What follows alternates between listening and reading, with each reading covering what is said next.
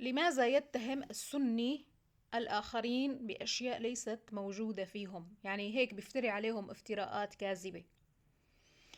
بيفتري عليهم افتراءات كاذبة لأنه عنده مبدأ الدفاع عن طريق الهجوم.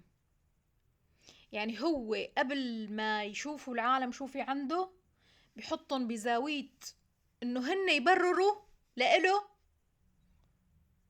الشي اللي عم يتهمون فيه، يعني مشان انت ما تشوف هو الوساخة اللي عنده. الأخلاق تختصر عند السني بمبدأ الستر، يعني هو فقط يستر الأشياء اللا أخلاقية اللي بيعملها. هذا هو بيكون شريف، بيكون أخلاقي، بيكون كذا. يعني هو بالنسبة له مو المهم هو يكون نظيف، لا، المهم هن الآخرين يشوفوه نظيف بس هو شو بيعمل من وراء نظر العالم؟ بيرتكب قذارات عادي. وأهم شيء إنه بيكون في دينه أشياء بتبرر له هذا الأمر عادي. من الأشياء اللي بيقوم فيها مثلا اللي بيتهم فيها الآخرين إنه بيتهم كل رجال العالم، الرجال غيره، يعني هو إنه هن ما عندهم غير مقورنين.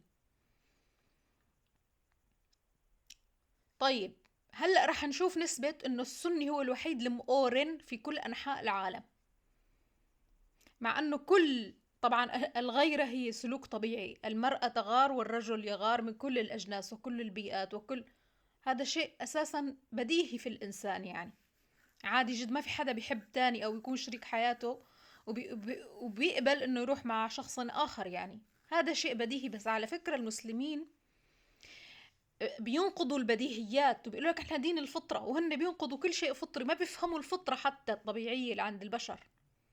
يعني حتى الفطرة ما بيفهموها الطبيعية عند كل الناس. بيقول لك أنا بغار لأني مسلم وغيري ما بيغار لأنه غير مسلم. معناتها أنت لا تفهم الطبيعة البشرية ولا الفطرة الإنسانية، وبيقول لك دين الفطرة. طيب هلا رح أثبت ليش السني هو الوحيد المقورن. هو الوحيد المقورن لأنه إذا بيروح بيطلق مرته 3 مرات ما بيرجعها غير تنكح رجل آخر. وبيقول لك ما أنا مقورن. طب أنت كيف بتسمح لمرتك تروح مع رجل آخر بعدين ترجعها لعندك عادي؟ يعني يعني انت بتعرف شو معناته راحت مع رجل آخر؟ يعني كل شي وانت قال خلاص رجعتها وهيك.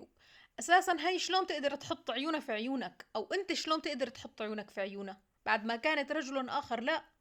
وانا عرفت اشياء بيروح حتى قال مشان يعني ينستر يكون هذا الشيء مستور، بيروح بجيب رفيقه او ابن عمه او حدا من دائرة معارفه القريبة وبيروح بجوزها لمرته، قال مشان يعني ما ينفضح.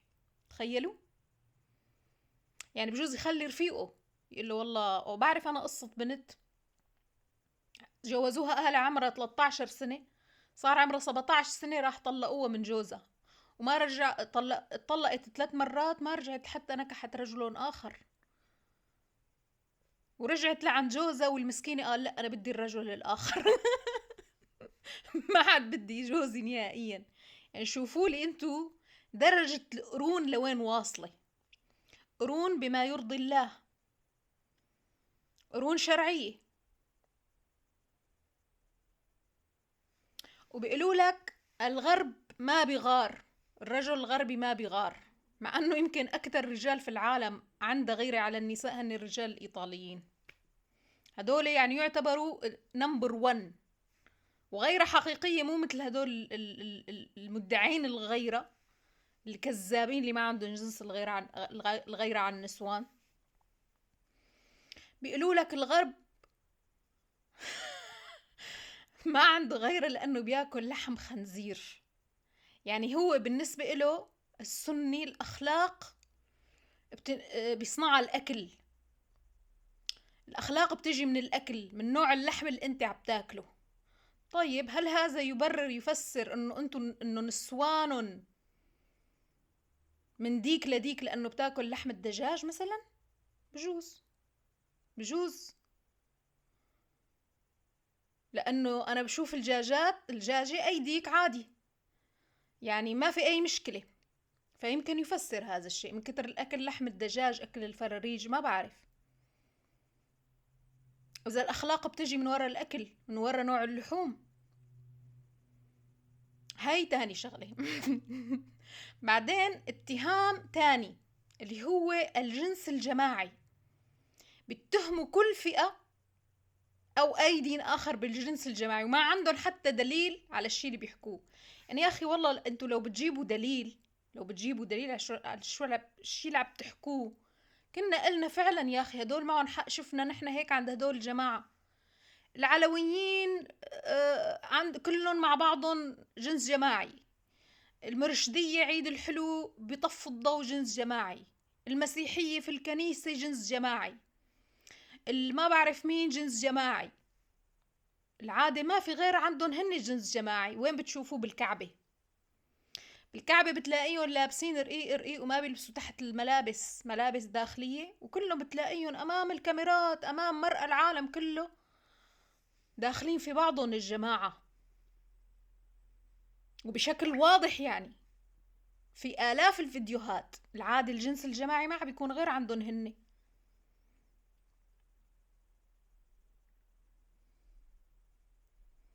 ثانيا، موضوع التحرش بالأطفال. موضوع التحرش بالأطفال الدرجة الأولى وبشكل علني هن بأفغانستان. بالدرجة الأولى وبشكل معلن للجميع بأفغانستان. موجودة عندهم حتى شيء اسمه ثقافة الغلمان. يعني بيكون واحد مثلا منهم هدول قال معهم مصاري أغنياء، بيروحوا قال بيجيب غلام بيلبسوا لبس. شفتوا انتوا هاي الفيلم الوثائقي اللي طالعوه؟ وبشكل معلن، ولا بيعتبروا هذا الشيء خطيئة، ولا بيعتبروا هذا الشيء غلط، ولا حتى بيحاسبوا الحدا اللي عمله. هي غير الإحصائيات وغير البلاوي.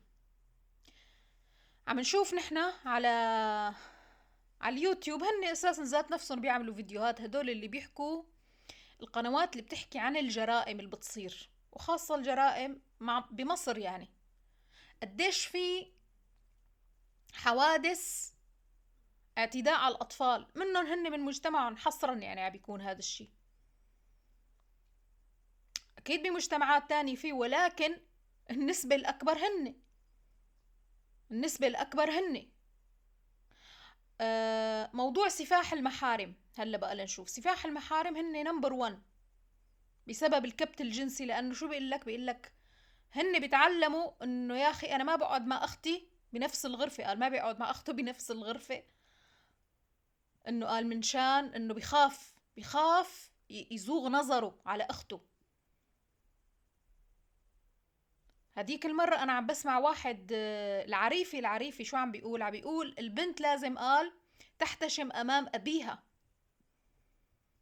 البنت قال لازم تحتشم أمام أبيها، لأنه عادي يمكن أبوها شاب ويمكن قال ينظر له نظرة غلط. يعني حتى هن هذا الشيء عندهم عادي عادي عادي معناتها. يعني ما في عندهم شيء اسمه نظرة طاهرة، وما في شيء اسمه عندهم روح.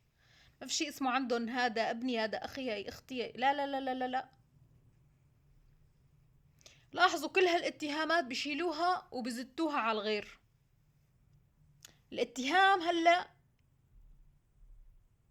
الراء الخامس. بيشوفوا مثلا الأوروبيين، هلأ بأوروبا باجينا للأوروبيين، بيشوفوا مثلا مرة أوروبية عندها مشي كلب، هاي عم تنام مع الكلب معناتها. هيك تفكيرهم. ليش تفكيرهم دائما منحط؟ ما بعرف. وهلأ الأوروبيين مضطرين أمام كل مزرعة، حتى في الغابات بعد ما دخلوا اللاجئين المسلمين، بيحطوا إعلان إنه ممنوع نكاح الحيوانات.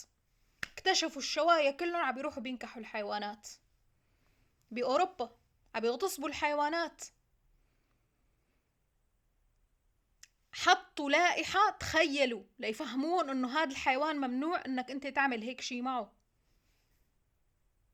المسلمين حصرا، لدرجة إنه هلأ وقت بيقولوا الأوروبيين نو إسلام، بيحطوا لك واحد عم ينكح حيوان نو إسلام.